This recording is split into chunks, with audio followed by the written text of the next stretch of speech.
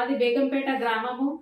బేగంపేట గ్రామానికి చెందిన దాసరి శివకుమార్ అనే వ్యక్తి ఆ గ్రామంలో నేను ఒక మహిళను నన్ను అన్ని రకాలుగా లోబర్చుకొని నన్ను మోసం చేసి అన్ని రకాలుగా డబ్బు నాకు మాయమాటలు చెప్పి నా దగ్గర ఉన్న బంగారం కానీ డబ్బు కానీ లోబర్చుకొని అన్ని రకాలుగా నేను అడగపోతే ఇంట్లో ఉన్న దాసరి శివకుమారు వాళ్ళ తమ్ముడైన శ్రీనివాసు వాళ్ళ చెల్లె బంగారపు సంధ్య వాళ్ళ అమ్మాయిన దాసరి సత్తమ్మ అందరూ అక్రమంగా పట్టపగలు నా ఇంట్లోకి ప్రవేశించి నన్ను చంపడానికి నా ఎంబడి పడి నన్ను అన్ని రకాలుగా చంపుతాం, ఏం చేస్తావు, నిన్ను చంపినా కూడా ఎవరేం చేయలేరు, బంగారం డబ్బులు తీసుకున్నావని అందరికీ చెప్తా ఉన్నావు.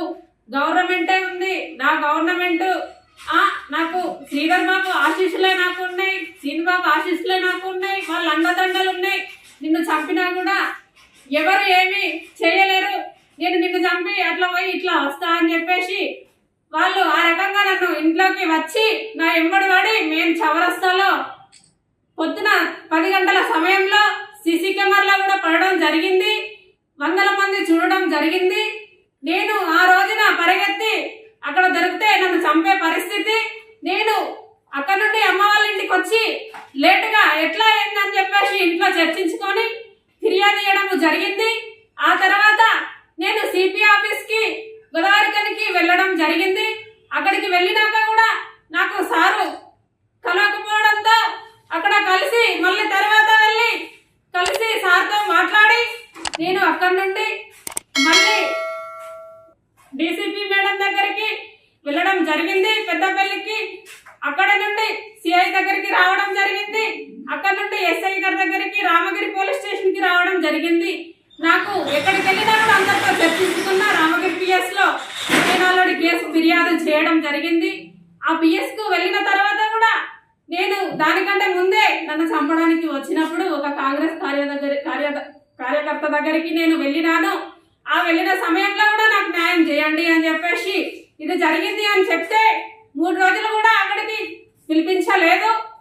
అతను కాంగ్రెస్ కావలసిన కార్యకర్తే, అక్కడికి రమ్మని పిలిపిస్తే వస్తా అని ఎక్కడికి రాలేదు. రాలేక ఆ కార్యకర్తే 2 రోజుల దాకా ఇంట్లో దాచుకొని మళ్ళా నా పైన స్టేషన్లో కేసు ఫిర్యాదు కావద్దు, కేసు చేయొద్దు, ఆ కేసు నమోదు కావద్దు అని చెప్పేసి 3 రోజులు అక్కడ 4 రోజులు లేట్ చేయడం జరిగింది. ఆ జరిగిన తర్వాత కూడా నేను ఎన్ని ఇబ్బందులు పడ్డా, నేను ప్రాణభయంతో సీరియస్గా ఉన్నా కూడా కేసు అంత తొందరగా వాళ్ళు చేయలేకపోయారు.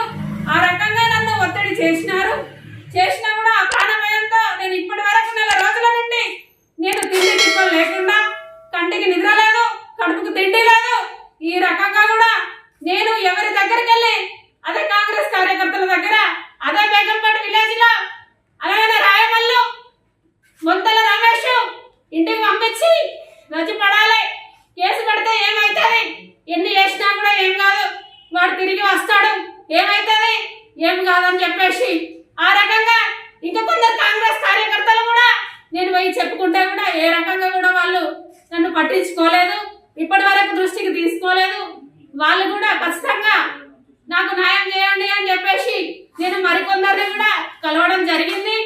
ఎవరెవరిని కలిసిందో, ఎవరితోటైతే మాట్లాడిందో ప్రతి ఒక్కరి వాయిస్ నా దగ్గర ఉంది.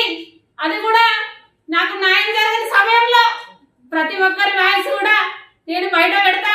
ప్రతి ఒక్కరి రాజకీయ నాయకులను కూడా ఎంత పెద్ద వాళ్ళనైనా నేను కలిసినా మాట్లాడినా నాకు న్యాయం జరగాలని చెప్పేసి నేను కోరిన, నాకు ఇప్పటి వరకు కూడా నాకు ఎలాంటి న్యాయం జరగలేదు.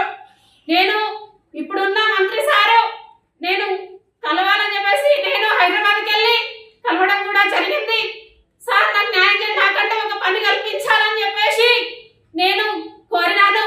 1000% ఖచ్చితంగా నీకు నేను పని కల్పిస్తా అని చెప్పేసి వేడుకున్నాడు. ఖచ్చితంగా పెట్టిస్తామా అని చెప్పేసి అన్నాడు. తను గెలవక ముందు నుంచి కూడా నేను ఫోన్ కాంటాక్ట్ లో సార్తో మాట్లాడడం జరిగింది. ఇది కూడా జరిగిన విషయం నేను అంతకుముందే చెప్పినాను. ఈ రకంగా జరుగుతుంది, ఇట్లా చేసిరు, అడగబోతే నన్ను బెదిరిస్తా ఉన్నారని అమ్మ అడుగుతా అని చెప్పేసి అన్నాడు. ఆ రకంగా ఇట్లా జరగకుండా వచ్చింది. వచ్చినాక కూడా ఈ సమయంలో ఇంత దూరం వచ్చినాక కూడా ఇప్పటి వరకు కూడా ఎవరు ఎలాంటి చర్య తీసుకోలేదు. నేను మొన్న కూడా మంత్రి సారు మంత్రికి వచ్చినప్పుడు నేను కలవడానికి వచ్చిన